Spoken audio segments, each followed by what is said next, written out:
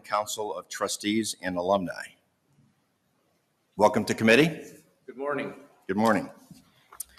Chair Serino, Vice Chair Rulli, Ranking Member Ingram, and the rest of the committee, thank you very much for holding this important hearing. My name is Mark Ridenour, and I come here to offer testimony in support of SB117 as a citizen of the state. I also bring my experience as a graduate of Miami University of Ohio and Chair Emeritus of its Board of Trustees. As mentioned, I'm a current member and officer of the Board of Directors of the American Council of Trustees and Alumni, deeply focused on issues of educational excellence in American higher education. American civic life is what binds us together. It has been my honor to serve on boards of many nonprofit organizations, including several independent high schools, Lourdes University in Sylvania, Ohio, the Toledo Zoological Society, Mercy Health Partners, and I'm a founding president of the Susan G. Komen Foundation's Northwest Ohio affiliate. I believe in public service. It is this focus on the urgency of better and deeper civic education in higher education that brings me here today. There's one thing I would like to emphasize above all. The legislation to appropriate funding through SB 117 to two of Ohio's public universities to establish a new center at Ohio State University and a new institute at the University of Toledo is a gift to Ohio and to the nation. Across the nation, discerning public leaders and legislatures have answered to the taxpayers of their states by establishing programs, resources, and guidelines for publicly funded institutions of higher learning. Arizona State University's School of Civic and Economic Thought and Leadership, founded with funding from the Arizona State Legislature, can boast its 6th year. A new undergraduate major and minor in Civic and Economic Thought and Leadership. Enrollments have climbed to 900 students in 2021, with 70 majors and 40 minors. A master's degree in classical education and leadership. A state seal of civic literacy for high school diplomas. A civic literacy curriculum for Arizona teachers to help them prepare the next generation of leaders for American political and civil society. A summer civic leadership institute for high school students. A new research in American political thought, a civil discourse lecture series for the public.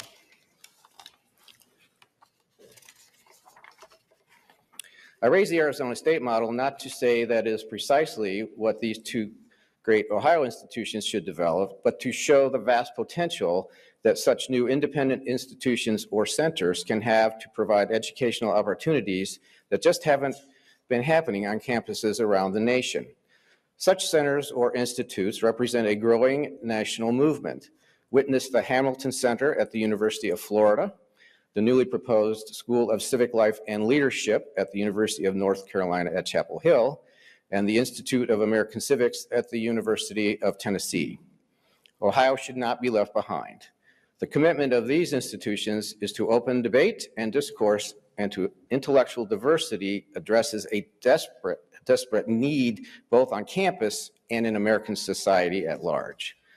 On the last point, the Pew Research poll last August showed that just in the last 6 years, the percent of Americans who find members of the other political party to be immoral has risen 30%.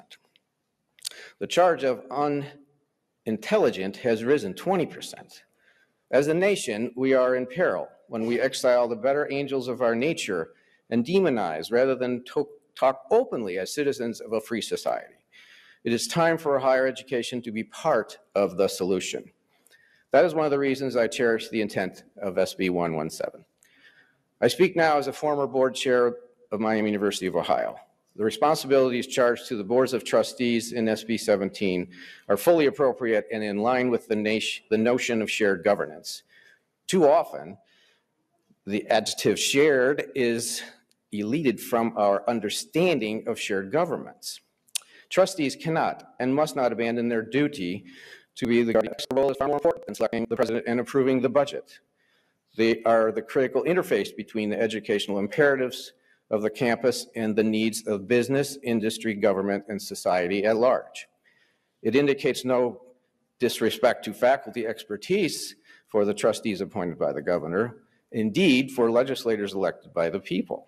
To be active intellectors in ensuring that those who attend our public institutions leave ready for challenging careers and engaged, informed citizenship.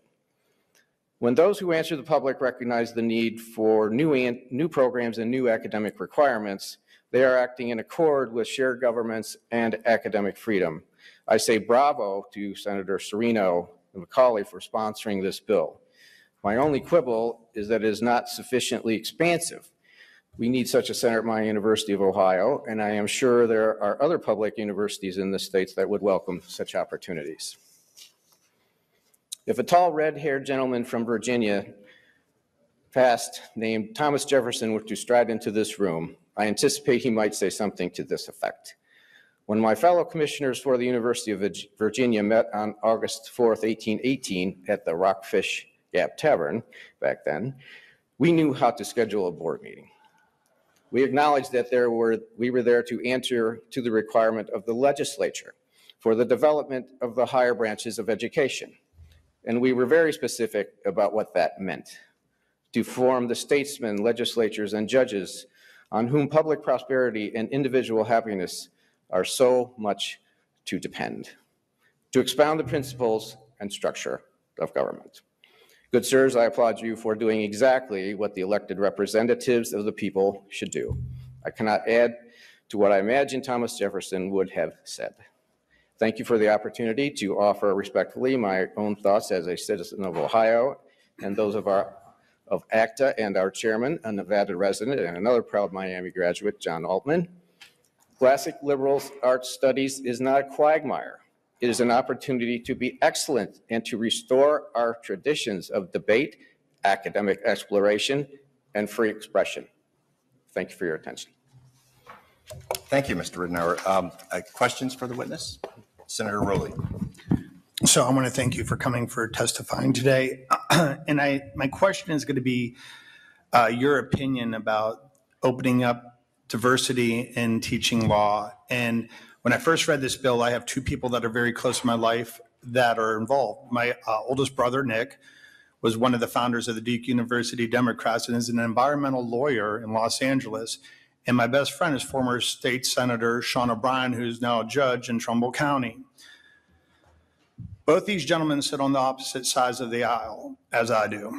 And both of these gentlemen are my go-to guys when I want to know how the other part of the party feels about different subjects. So I sent them this bill, and they're giving me feedback as we speak.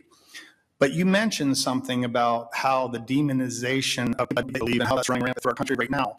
And when I see that I have two different legal people in my life who do not believe in my political beliefs, but they're very interesting on how they actually perceive things.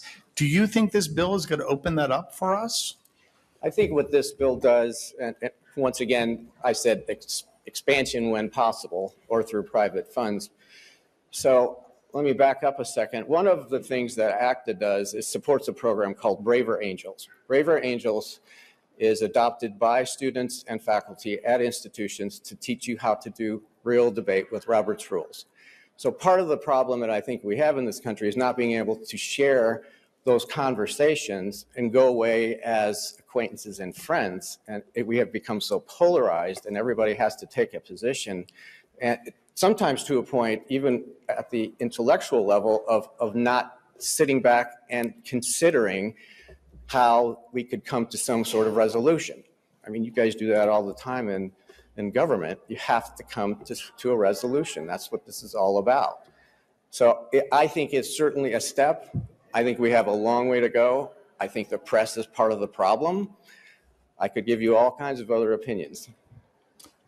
Just a follow-up statement. I completely agree with you, because I think, you know, when someone comes to me and they have a problem in their constituents, I never care what party they're in. I want to know what their problem is.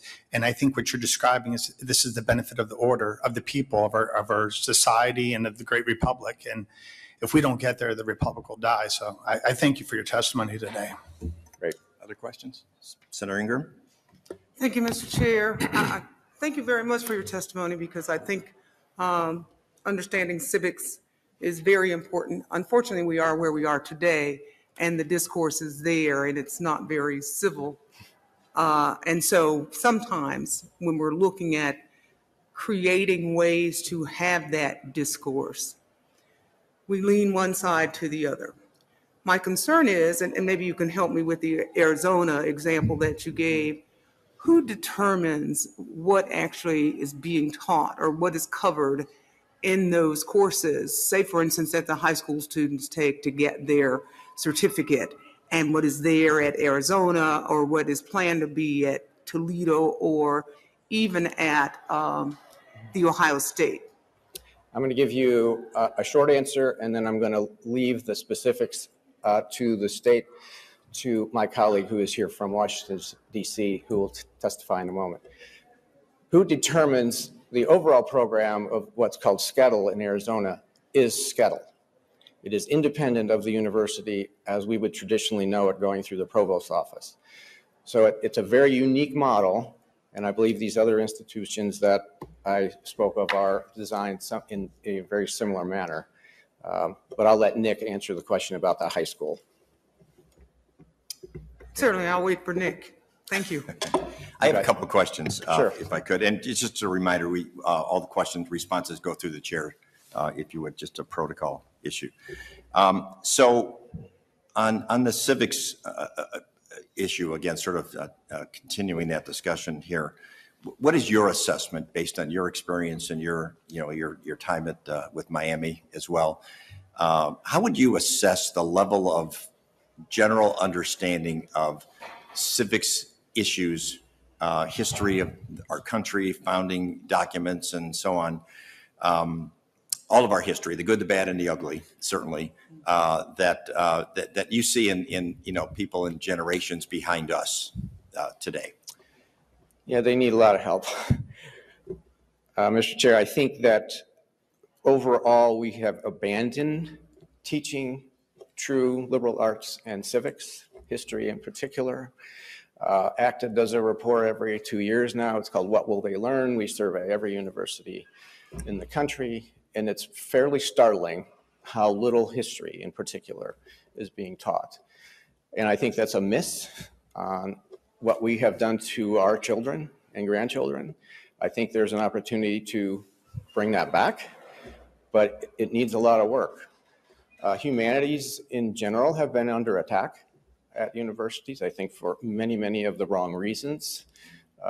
There should be disparate thought. We should have debate and discussion, and I don't think that happens as much as it should. Clearly, we've talked about, the divide on the politics. And I would suggest having 4 kids that went through school, college, that I'm not sure they knew exactly what their politics were when they went to the university. Right. And so it's an opportunity to expand your horizons and really explore. But if you can't have civil debate, I don't know how you get there. Well, I also saw some information recently that suggested that a very small percentage of the average American would pass the citizenship test, which I've seen and taken it recently just out of curiosity. And one of the most inspiring events that I go to every year is the swearing in of new citizens. It happens twice in where I live in Lake County. And it is usually 30 to 40 people that get sworn in from countries all over the world who have invested a great deal of time and effort to become citizens. And there's no more inspiring moment out there. And it inspired me to go look at the test because when I heard the oath that they had to take for citizenship, unfortunately, I think a lot of Americans would not take that oath. Given some of the content of that. So I think, one of the reasons why we're focused so much on higher education is because, those are people who are going to be parents and who are going to be teachers, many of them, and they're going to go down into the primary and secondary schools, and they're going to not be able to convey historical information accurately. Correct. Or objectively, and that's not right, and that's going to perpetuate the problem. So we can deal with things at this primary and secondary level, certainly, but if we don't correct the situation at the post-secondary level, we're going to only be perpetuating the problem. So thank you for your thoughts and your testimony and for your interest in this issue. Good luck to all of you. Thank you.